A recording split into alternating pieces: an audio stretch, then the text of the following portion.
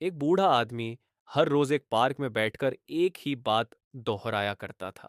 दुनिया में सब बदल जाते हैं। एक लड़के ने उसे देखा और मजाक में पूछा, बाबा जी, आपको कैसे पता कि सब बदल जाते हैं? क्या आप सबको जानते हैं?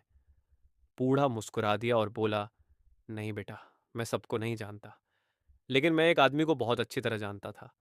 लड़के ने पूछा, कौन? बूढ़े ने गहरी सांस ली और कहा, खुद को। लड़का चुप हो गया। बूढ़ा आदमी बोला, मैंने खुद को वक़्त के साथ बदलते देखा है।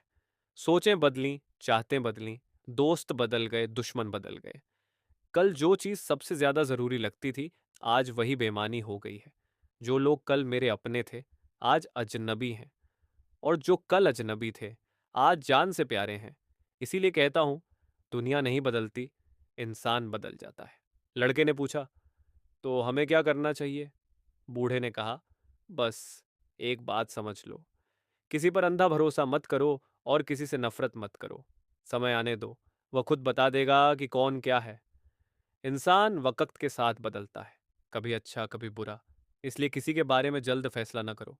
रिश्ते और हालात एक पल में बदल जाते हैं। भरोसा भी सोच समझ कर रखो और दुश्मनी भी ज़्यादा देर मत रखो।